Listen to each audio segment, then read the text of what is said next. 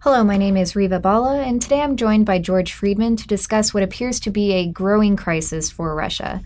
So, George, we woke up to news of a ruble free fall today after a major interest rate hike. How should we be reading the situation? Well, the financials reflect the underlying economy.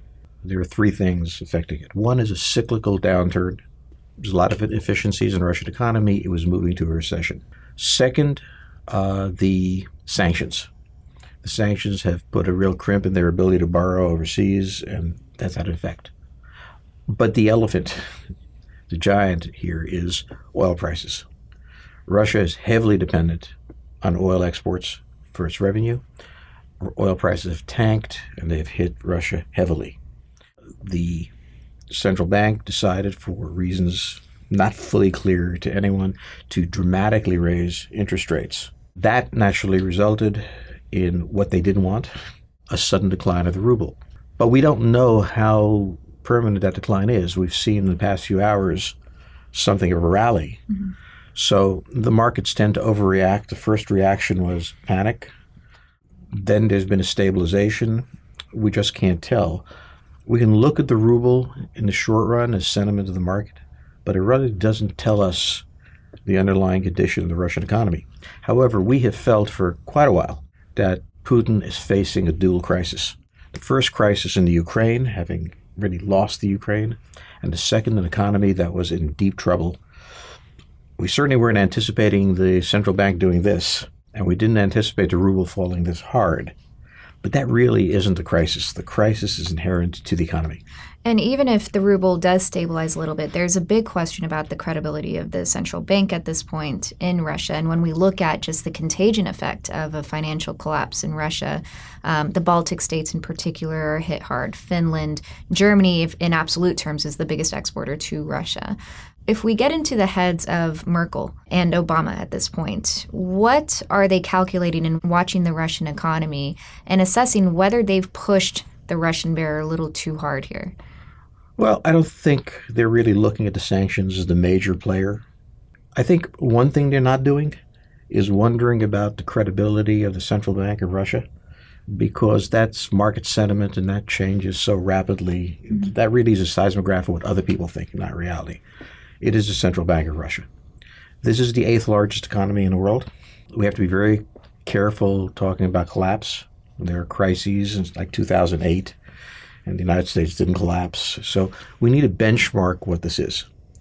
They're in deep trouble structurally. Their dependence on oil is their Achilles heel, and a knife went through it when the price of oil started to fall.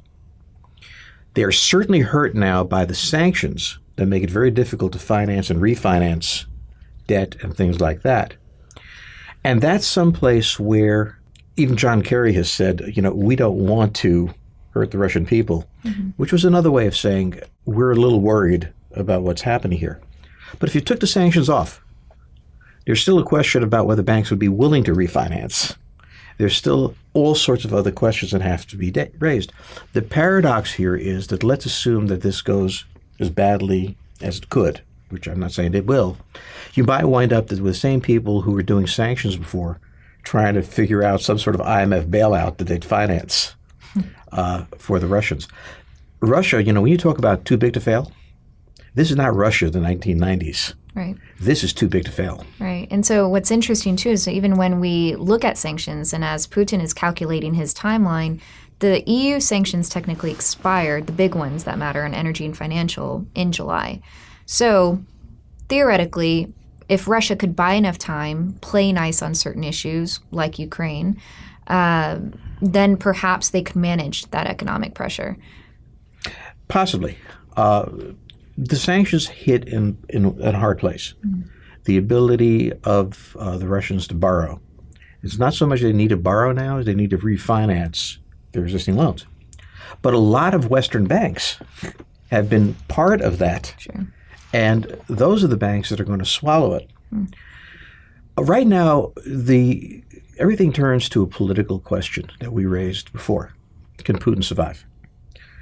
This crisis raises the question about the judgment of Putin. So far, it has not hit its popularity in Russia, but we haven't had any polls since this happened. When I was there recently, people were saying, we really don't feel the decline of unless we want to travel overseas, we haven't felt it before. And as we saw in the 2008 crisis, there is a huge distinction between a financial crisis and people's experience of it. That comes later. So what we really have to focus on right now is to understand why the Russians decided to suddenly raise their interest rates so high. And there are all sorts of theories circulating around, like they were trying to refinance Rosneft in some way. Mostly those who don't know, and I suspect nobody quite understands the decision-making process that led to that.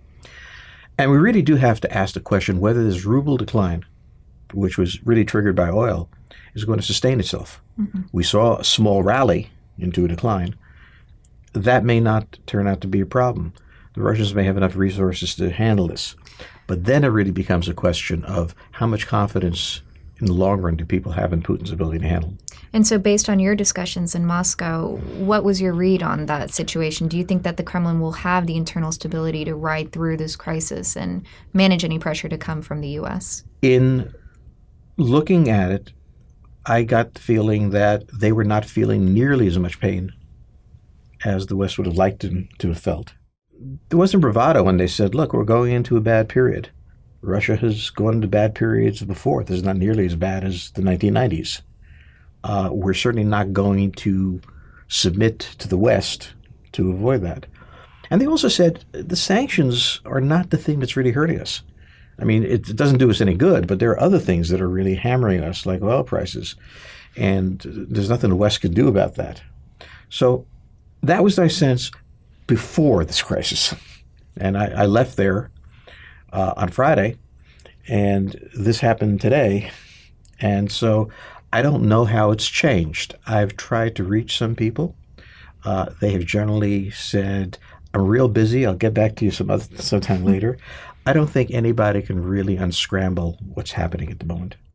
Well, we'll have to unscramble the forecast for our upcoming annual forecast soon enough, but our eyes will be on the ruble until then. Thank you, George. Take care. Thank you.